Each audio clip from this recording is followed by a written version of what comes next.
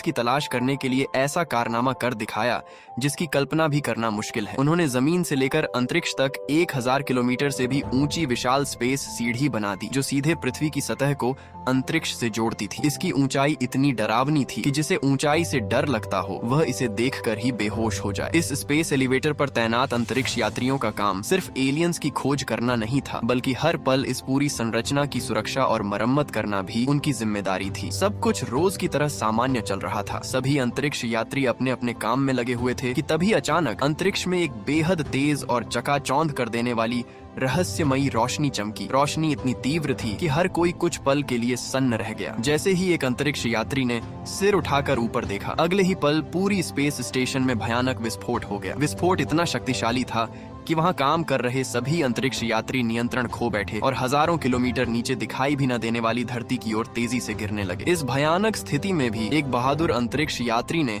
अपनी जान की परवाह नहीं की। वह किसी तरह बिजली नियंत्रण प्रणाली तक पहुंचा और पूरी ताकत लगाकर मुख्य स्विच बंद कर दिया ताकि इस दुर्घटना को रोका जा सके। लेकिन उसकी सारी कोशिशें बेकार साबित हुईं। विस्फोट लगातार बढ़ता गया और देखते ही देखते पूरा स्पेस स्टेशन तबाही में बदल गया। अगले ही पल विस्फोट की जबरदस्त लहर ने उस अंतरिक्ष यात्री को भी हवा में उछाल दिया और वह लाखों मीटर की ऊंचाई से धरती की ओर गिरने लगा। इतनी ऊंचाई से गिरने का मतलब था कि नीचे पहुंचने से पहले उसका शरीर पूरी तरह चकनाचूर हो जाएगा। ऊपर का वातावरण बेहद पतला था, इसलिए उसका शरीर हवा में तेजी से घूमने लगा। लगातार घूमते रहने की वजह से उसे भयंकर चक्कर आने लगे। उसकी सांसें तेजी से फूलने लगी और वह धीरे धीरे बेहोशी की हालत में पहुंच गया। लेकिन जैसे ही उसकी चेतना खत्म होने वाली थी, आखिरी क्षण में उसने पैराशूट का स्विच दबा दिया। पैराशूट खुलते ही उसका शरीर संतुलित हो गया और किसी चमत्कार की तरह वह जिंदा बच गया। पूरी स्पेस स्टेशन में वही अकेला जीवित बचा हुआ अंतरिक्ष यात्री था। शुरुआत में सभी को लगा कि यह सिर्फ तकनीकी खराबी या सुरक्षा में हुई किसी चूक की वजह से हुआ हादसा था, लेकिन जांच में सामने आया कि असली कारण कुछ और ही था। यह विनाशकारी दुर्घटना अंतरिक्ष से आई रहस्यमयी कॉस्मिक किरणों की वजह से हुई थी। इन किरणों ने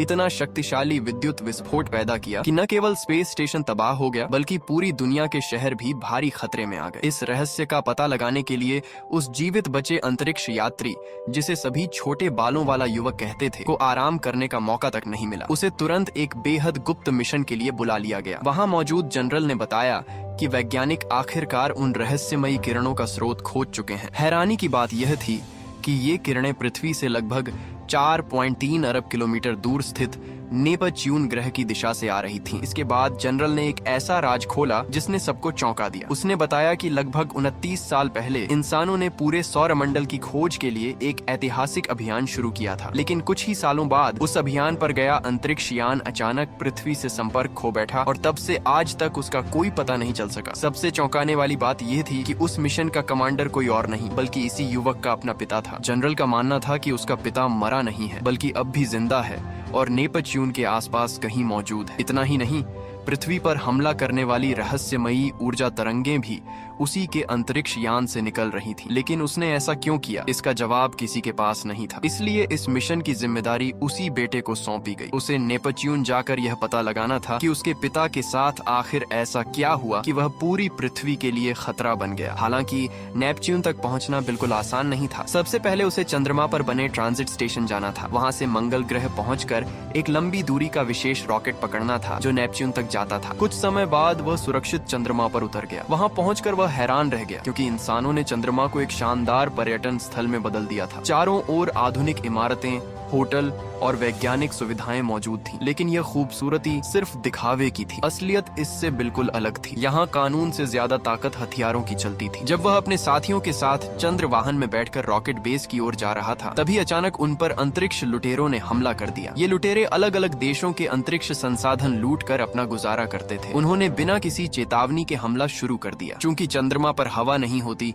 इसीलिए वहाँ कोई आवाज सुनाई नहीं देती। गोले फट रहे थे, वाहन टकरा रहे थे, लेकिन चारों तरफ सिर्फ सिर्फ खामोशी थी। ऐसा लग रहा था मानो मौत बिना आवाज किए हर तरफ दौड़ रही हो। इसके बाद चंद्रमा की सतह पर एक खतरनाक पीछा शुरू हो गया। एक एक करके सुरक्षा वाहनों को दुश्मन नष्ट करता चला गया। इसी दौरान एक गोली युवक के स्पेस सूट को छूती हुई निकल गई और उसमें छोटा सा छेद हो गया। अगर ये छेद थोड़ा भी बड़ा होता तो उसका शरीर कुछ ही सेकंड में अंतरिक्ष के निर्वात में खत्म हो जाता। जब उसने देखा कि दुश्मनों की संख्या लगातार बढ़ती जा रही है, तब मजबूरी में उसने अपने मारे गए साथी के शव को वाहन से बाहर फेंक दिया ताकि वाहन का वजन कम हो सके। इसके बाद उसने पूरी रफ्तार से रॉकेट बेस की ओर गाड़ी दौड़ाई, लेकिन दुश्मनों ने उसके वाहन को जोरदार टक्कर मार दी, जिससे उसका चंद्र वाहन नियंत्रण खो बैठा और एक विशाल गड्ढे में जा गिरा। सौभाग्य से रॉकेट बेस ने समय रहते उसकी लोकेशन पकड़ ली। वहां से तुरंत कई बैलिस्टिक मिसाइलें दागी गईं, जिन्होंने लुटेरों के ठिकानों पर सटीक हमला कर दिया। आखिरकार दुश्मनों को पीछे हटना पड़ा और युवक की जान बच गई। लेकिन उसके साथ आया बुजुर्ग अधिकारी इतना भाग्यशाली नहीं था। उसे गंभीर चोटें लगी थीं और अब उसकी मौत तय थी। आखिरी सांसें गिनते हुए उसने युवक को एक ऐसा राज बताया जिसने उसके पैरों तले जमीन खिसका दी। उसने कहा कि अंतरिक्ष कमांड मुख्यालय